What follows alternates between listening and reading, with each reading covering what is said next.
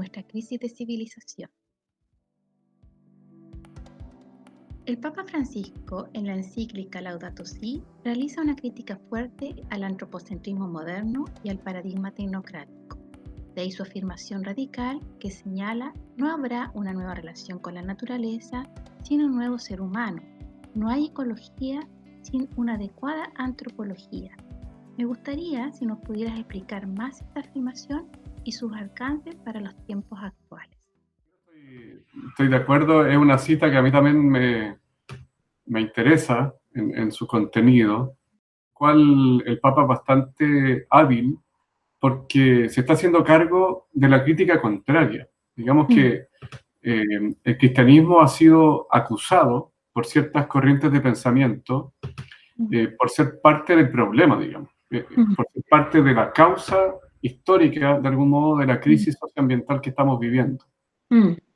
Entonces, esa crisis está, esa forma de pensar está. Entonces, de alguna manera creo que en ese capítulo que tú mencionas, él se está haciendo cargo de la crítica, pero lo que está diciendo, dice, mira, aquí el antropocentrismo problemático no es, como se cree, esta mirada como antropocéntrica del cristianismo, sino que el problema es más bien un antropocentrismo moderno, que también llama desviado, y el paradigma tecnocrático que permea todas nuestras áreas de la vida. Sobre la crítica al paradigma tecnocrático. Se vuelve problemática cuando empieza a colonizar todas las áreas de nuestra vida. Desde el punto de vista más social, empieza a colonizar la política, a colonizar la economía, a colonizar las relaciones sociales e incluso la forma en que yo interactúo conmigo mismo. Influye e impacta en todas las áreas, se vuelve muy problemático. Entonces, esa perspectiva está asociada a lo que el Papa habla de la cultura del descarte, al final. Descarto cosas, descarto personas, porque de fondo está esta racionalidad instrumental que es bastante dañina para nosotros, las relaciones sociales y también con la naturaleza. Límite al conocimiento científico-tecnológico. No nos vamos a enfrentar de buena manera simplemente con un conocimiento científico de punta y con aplicaciones tecnológicas más pujantes, digamos, contemporáneas. No basta con eso, sino que tenemos que intervenir también las formas de pensar, las formas de sentir, valorar las cosas y las formas de vivir cotidianas. Por eso es interesante esto de que no hay una nueva relación con la naturaleza, sino un nuevo ser humano. Si no impactamos las formas de valorar y sentir frente a los demás, frente a la naturaleza, y si no intervenimos también hábitos y comportamientos, no hay manera real de hacer frente de modo acertado y satisfactorio a la crisis. ¿Cómo transformar nuestra forma de vivir? Yo creo que una clave muy importante es justamente la conversación y el diálogo. No es una búsqueda meramente personal, sino que hay que activar con fuerza o seguir empujando, porque esto ya está pasando, conversaciones en las comunidades en las que yo estoy inserto, o las que tú estás inserta, en otros territorios, donde la pregunta por cómo transformar nuestra forma de vivir está muy presente.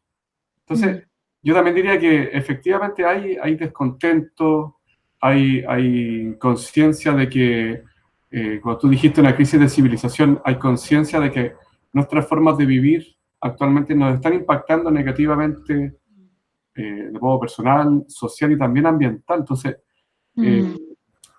yo creo que por eso es clave que uno colabore en esos diálogos sociales, comunitarios, porque o se van gestando nuevas formas entre varios y varias, o se hace muy difícil. Dicho de otra manera, querer una sola persona como desmarcarse de una cierta inercia cultural o social es muy difícil. Entonces, hay elementos estructurales, políticos, sociales, económicos que no van a poder ser cambiados mientras no haya una masa crítica suficiente de ciudadanos. Creo que más bien vuelven a visibilizar problemas reales que tenemos y que no son producto de la pandemia, sino que la pandemia los muestra en toda su crueldad y en toda su radicalidad.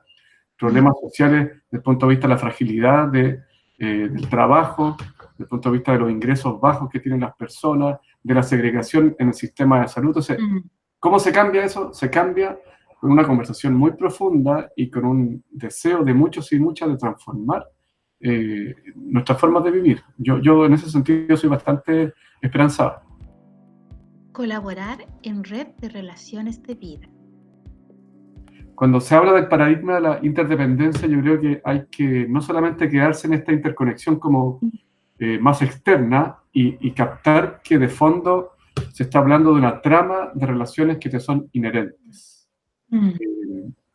Y ahí está el punto. Si yo formo parte de esas tramas de relaciones, ¿cómo colaborar a que esas redes de relaciones sean redes de vida? Que verdaderamente sigan produciendo vida en toda su plenitud, para todos y para todas, en un sentido amplio, no solamente el ser humano, y no entrar en lógicas donde esas redes yo colabore a lógicas de destrucción, de ruptura, porque afecto a muchos y a muchas, porque estoy inserto en esas redes. Entonces, creo que el paradigma de la interdependencia es muy, muy profundo y se puede seguir mirando. Tú hablaste, claro, que nos muestra la historia del universo. Bueno, es así. Los elementos químicos que forman parte de nuestro cuerpo, yo no los autogeneré. Vienen de la historia grande del cosmos. Por eso se dice que somos polvo de estrellas, o sea, también... y eso fluye en mi cuerpo y fluye en el cuerpo de otros animales también. Entonces, estamos tremendamente conectados de manera muy inherente y profunda. Rol que tienen las religiones en el cuidado de la casa común. ¿Las religiones tienen algo que decir? Distintas religiones han venido reflexionando sobre esto desde hace tiempo y de diferentes maneras. En el caso del cristianismo, puntualmente, por ejemplo, el Consejo Mundial de Iglesias Cristianas, desde los 80, que ha profundizado bastante, tuvo un proceso importante en esa década, que se llamó Paz, Justicia e Integridad de la Creación. Entonces, creo que ha sido un tema que ha estado crecientemente presente en la conversación, y en el caso del catolicismo, también ha ido tomando fuerza esta voz, que también viene de los 80, 90, pero el hecho de que el Papa Francisco escriba una encíclica como que puso el tema sobre la mesa de un modo distinto. Y entonces, esa pregunta que me hace, ¿cuál es el rol de las religiones? Se ha estado haciendo desde hace algunas décadas, porque lo que está claro es que no basta con la información científica que tenemos para que las personas cambiemos. No basta. Y eso es tremendamente como evidente, que aun cuando no sean decisiones y que la ciencia nos muestre ciertos riesgos, eso no alcanza para que transformemos nuestras formas de pensar, de sentir y de vivir. Y entonces, la pregunta ha sido más bien cómo incorporar a este movimiento de transformación a otras voces que se escriben en otro registro, no ya el científico, sino que un registro más espiritual. Por ejemplo, yo justo estoy leyendo un libro de un biólogo famoso norteamericano, Edward Wilson, que es un libro de hace unos 10 años, un poco más, que es una carta de un científico muy connotado, una carta ficticia a un pastor bautista, larga, y el título se llama La creación, un llamado para salvar a la vida en la tierra. Y la pregunta que tú me haces es una de sus tesis de fondo, es decir, cómo incorporar a las motivaciones religiosas, a la práctica religiosa y a la espiritualidad en esta conversación de transformación de nuestras formas de vivir. Entonces, yo creo que las religiones son clave porque afectan justamente formas de pensar, de sentir, de vivir.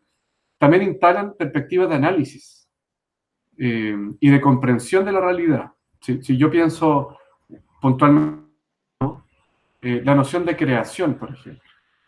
La noción de creación ya nos permite eventualmente desplegar una relación con la naturaleza, con otros seres y con cosas, donde se reconozca una cierta sacralidad por el origen común que tenemos, el mismo creador. Formamos parte de una comunidad de la creación que tiene su origen en Dios, que es sostenida hoy día esa comunidad por Dios y que avanzamos toda la creación de su conjunto hacia una plenitud que viene de Dios. Entonces, las religiones permiten categorías de análisis y comprensión. La noción de pecado, por ejemplo, uno diría, nos permite leer los desafíos socioambientales desde una perspectiva también muy particular. Y en otro sentido, las religiones también ofrecen motivos, razones para fundamentar una vida ecológicamente más amigable. Si finalmente todos y todas necesitamos motivos, razones, imágenes que fundamenten, legitimen una vida más ecológicamente amigable.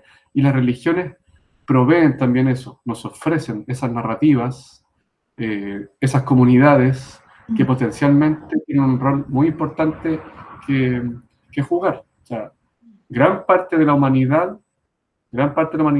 adscribe algún tipo de creencia religiosa, independientemente de la que sea. Entonces, hay un potencial muy importante. Religión, la dimensión sacramental de las cosas. Por supuesto. De hecho, si uno lee y le hace una o dos preguntas muy concretas, por ejemplo, cómo habla Laudato Si del valor inherente o intrínseco de las cosas. Y uno puede ir a mirar y claro, se va a encontrar con que hay un énfasis en mostrar cómo todo lo existente es valioso, incluso dice los ecosistemas, por su referencialidad a Dios. El punto es ese. El punto es esa dimensión sacramental que, por su relación a Dios, todas las cosas tienen este aspecto sacral, digamos, de una cierta sacralidad, pero es por su referencialidad a Dios. Creo que es muy importante valorizar eso, mostrar que las religiones, por ejemplo, colaboran a esa perspectiva, que no la va a encontrar en la ciencia. La singularidad y el aporte de la ecoteología.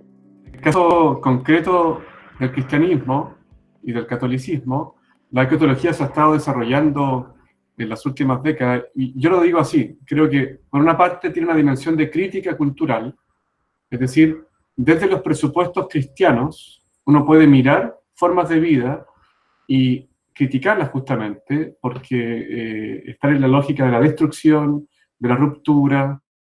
Por ejemplo, lo que tú señalaste cuando habla del paradigma tecnocrático, cuando habla del antropocentrismo desviado, cuando habla de la cultura del descarte, es una manera, desde los presupuestos del cristianismo, de analizar y criticar ciertas formas culturales. Entonces, esa es una dimensión de la ecoteología muy importante,